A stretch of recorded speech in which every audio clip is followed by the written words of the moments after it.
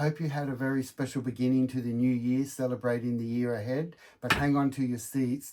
There's a lot happening in the year ahead. We have some fantastic cycles that are coming to an end. These are long-lasting cycles where Jupiter, which has been 19 years in the sign of Capricorn, is slowly entering the next sign of Aquarius. Now, this is only true in the Western astrology, because in the Vedic astrology, everything is set back 23 degrees.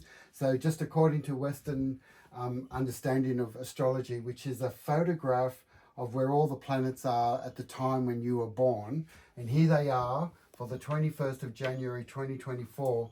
And we see that Pluto, which normally takes 248 years to go around the sun, is entering like a new gate, a doorway. It's moving from Capricorn into Aquarius. So let's look at Capricorn. Capricorn is all about governments and structures, and so it can often represent power grabs and political oppression. So that's been happening for the last 19 years. But as we move into Aquarius, what's Aquarius all about? It's an air sign, and it represents not just the space age, but recently it represents our understanding of how do we deal with artificial intelligence. That's perhaps the most incredible issue that governs all of us, because deep down all we want is good technology. We're not against technology, but Pluto entering Aquarius is asking the question, can we monitor and have good technology that actually serves humanity? Because that's what Aquarius is all about. It's about humanity. So, but as Pluto ingresses into Aquarius, it's doing this conjunction with the sun. And what does the sun represent? The sun is the inner self. So as Sun conjunct Pluto enters Aquarius, we're looking about a challenge of our own self-identity. And we call that self-transformation. So we really need to ask the question, what's happening in my personal life and in my global life? How do we navigate forward so that we're kind of in control? Because we see that there's a lot of forces going on. Because what happened, the last time that Pluto entered Aquarius was in 1778. Around that time, 1778, we had the American Declaration of Independence.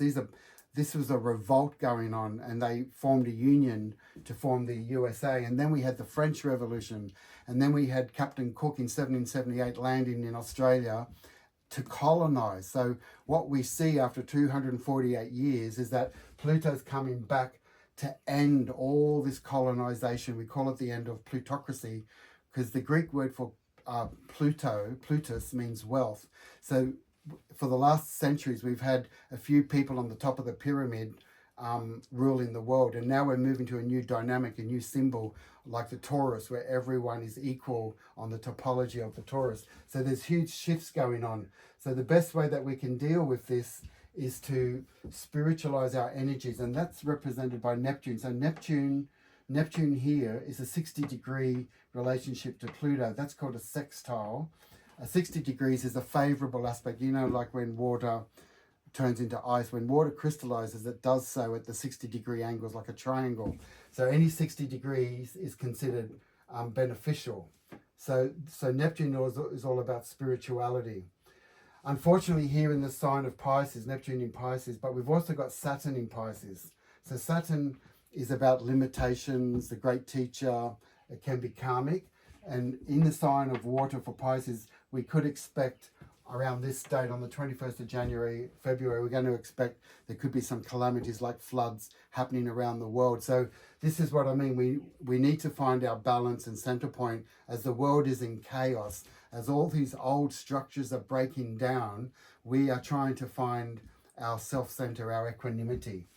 So the good thing about the sun here is that it's making a 90 degrees Sun conjunct Jupiter. The sun is squaring Jupiter. That means they're 3 signs apart, because the square is 90 degrees. So we could actually draw a line from here to the sun, and that's the desire about making a better world. So the reality is we're aware of all the confusions and troubles going on in the world, but somehow we have to find our peace as we move forward.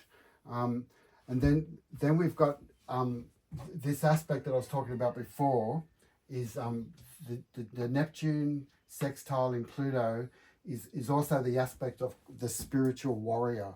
That's about being brave and not buying into the fear and the propaganda and all the disinformation that's going on. So you've got to get savvy, we've got to get smart, we've got to know what the truth is by doing the research.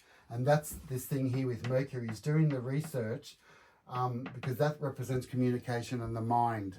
So we've got to filter through all this stuff, and we've also got to be unafraid to challenge all the old accepted ways. We've been blindly for generations. In fact, we're healing the many, many wounds of not just our fathers and mothers, but of our grandparents and the ancestry, because this is massive cycles are going on. We also have the sign here of Taurus, which is the second house. Taurus is an earth sign. It's about security and money. So when we have Jupiter there, Jupiter represents good fortune. So what that means, Jupiter in the sign of Taurus, again for 21st of January, it's all about prepping.